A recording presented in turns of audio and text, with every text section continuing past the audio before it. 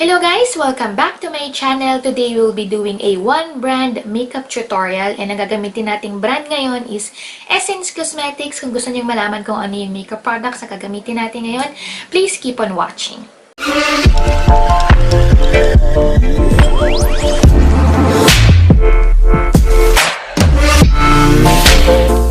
Let's start with a face primer, and bago lang tong face primer na to, this is the Fresh and Fit Awake Primer.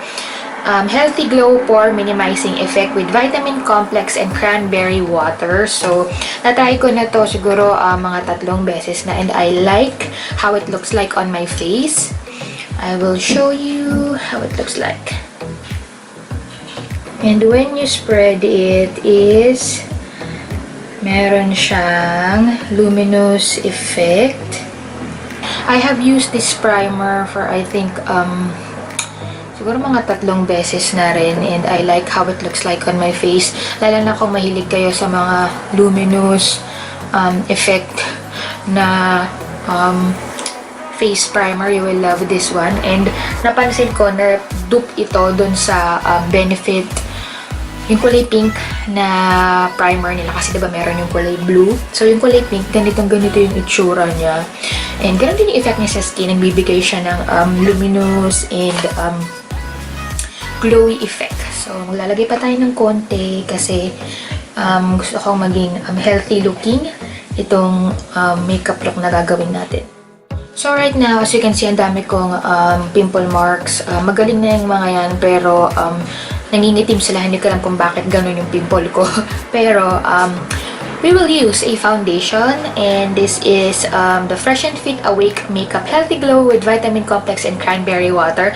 Ang shade na nakuha ko is number 20 Fresh Nude. Feeling ko masyadong maputi ito sa akin, so mamaya makikita nyo. And ito, I have used this also a couple of times na, and it reminds me a lot of the ordinary foundation, serum foundation. Medyo thick lang siya ng konti, pero yung effect niya sa skin is parang BB cream lang. Ayun, medyo maputi siya sa akin, pero let's make this work.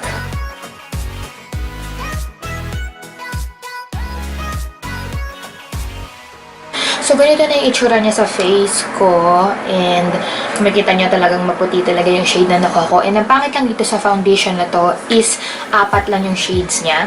So, yun yung nakakalungkot. Pero all in all, kung gusto niyo ng very natural looking tsaka healthy looking lang na skin or foundation, you can try this one. It really reminds me of the serum foundation. Hindi ko alam kung bakit, pero ganun na ganun siya. Tapos, very lightweight din siya sa face, and it dries parang medyo powdery yung finish nung finish nitong foundation na to. So, next is magkikilay tayo, and I have here the Superlast 24-hour Eyebrow Pomade Pencil. So, this is waterproof, and nagamit ko na rin to. Once, medyo thick to, kaya medyo natatakot akong gawin kasi matagal ako hindi gumagamit ng pencil sa kilay, pero let's try.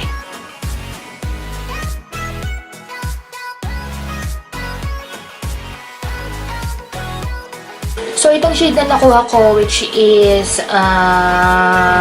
dark brown. Masyado siyang brown para sa aking buhok, pero it works fine naman. Tapos, medyo nahirapan akong i-blend kanina kasi yung kabilang side niya, hindi siya spoolie. Para siyang maliit na paintbrush. Parang ganon. So, kailangan ko pang gumamit ng spoolie para ayusin yung aking brow hairs kasi medyo mahaba na siya. So, what I did is in-outline ko muna yung baba, tapos taas ng kilay ko, and then gagamitin ko yung brush na side para i-spread out. So, as of the moment, tsaka siya, pero mamaya magiging ganyan siya. Promise, guys. Medyo mahirap lang kasing gamitin to kasi talagang yung, para siya talagang pomade in a pencil form. Kaya, thick yung pagka-apply ko. Hindi ko ini-expect. But, all in all, I think kung itong tip ng kanilang pencil is medyo slim ng konti, magiging maganda to. So, for me, I will still use my regular brow powder, ganyan, kesa dito sa pencil na to kasi makapal talaga yung tip ng pencil niya. So, again, maglilinis lang ako ng kilay. Gagamit ako ng concealer. Now, moving on sa ating eyeshadow, and gagamitin natin na eye primer, of course, itong Essence I Love Color Intensifying Eyeshadow Base. And in fairness, this one, it reminds me of the e.l.f. eyeshadow base ba? Yung pangalan ng e.l.f. So, spread out ko lang to gamit yung sponge. For my eyeshadow, gagamitin ko is itong All About Toffee eyeshadow. And ito lang kasi yung eyeshadow na meron ako ng Essence. Pero I will use this shade to set yung eyeshadow primer na nilagay natin kanina. Next, I will use this dark shade sa aking crease.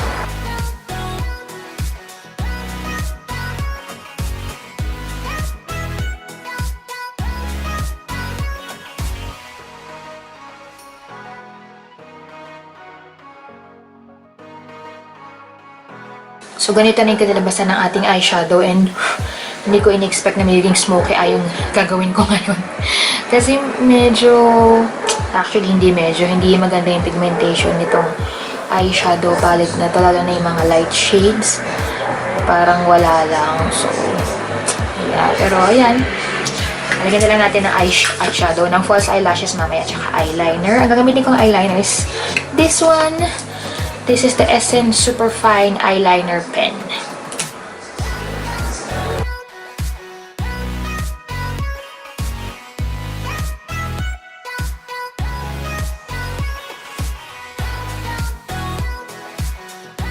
So now we're going to use a concealer, and this is the Stay All Day 16-Hour Long-Lasting Concealer. Ang shade ko is number 20, Soft Beige. Wow! First application, kitang-kita ko na medyo maganda yung coverage ito. Let's see kapag binend na natin siya using a sponge.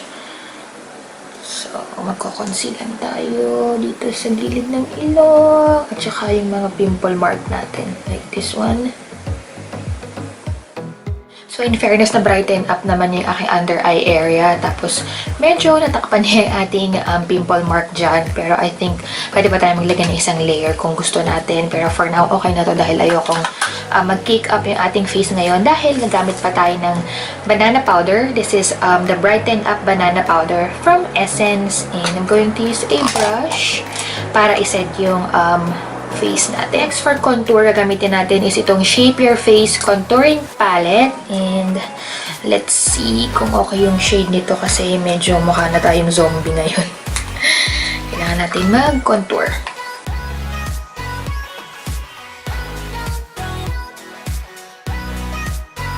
So, ngayon na meron ng kulay yung mukha natin, I will use this Mosaic Blush, and ang shade nito is All You Need Is Pink.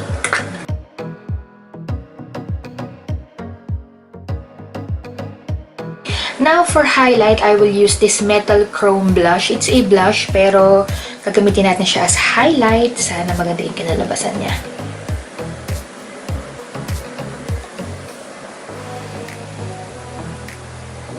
Okay lang. Meron naman siyang effect kahit paano. So, maganda siguro to as a blush topper. Kaya lang nakikita ko na medyo na-emphasize na yung texture ng mukha ko. So, I will just use a setting spray yung medyo hydrating kasi nararamdaman ko na sumisikip yung mukha ko. Ganun yung feeling kasi parang feeling ko na sobrahan yung lagay ko nitong Brighten Up na banana powder kasi ginamit ko siya sa buong mukha ko tapos puro powder yung nilagay ko kaya I feel na parang medyo nagtatight yung aking mukha. So, kailangan ko ng konting hydration. So, unfortunately, wala akong setting spray from Essence. So, I will just use this Glow Mist from Pixi kasi ito yung pinaka glowy na face mist na meron ako from drugstore. So, ayan na ang ating kinalabasan. Now, let's move on with lips and let's see. I have here the Essence Water Kiss Glossy Lip Color, and so far, gusto ko sila kasi nga medyo choppy yung lips natin lately. Kaya medyo gusto ko yung glossy na liquid lipstick. And ito, it reminds me of a lip tint pero glossy siya kasi nag-iwan siya ng tint pag natanggal. So, I will use this shade Aquatic Chic. Ito yung pinaka-favorite ko na shade dito sa nabili ko from Essence. So, let's try it on.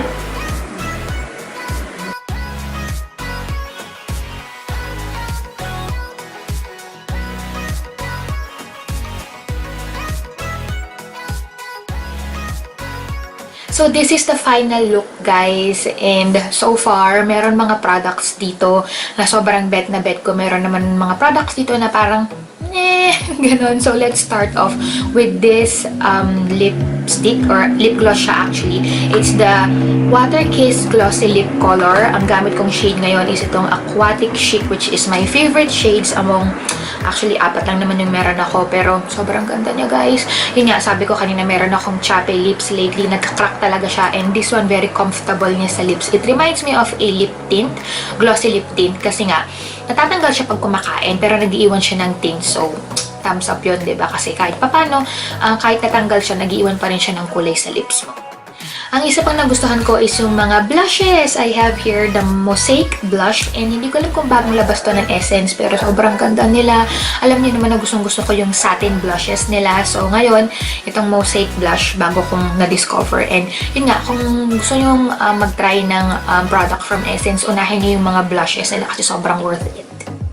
And ang pinaka-favorite ko sa lahat ng makeup product na ginamit ko today is itong Fresh and Fit Awake Primer. And dahil nga meron tayong dry skin, ang mga hinahanap ko talaga sa primer is yung hydrating, glowy, luminous. So, yes, lahat ng yun nandito sa primer na to. And magkano lang to? $6 yata or $8? Basta hindi siya lalagpas ng $10, kaya sobrang sulit talaga.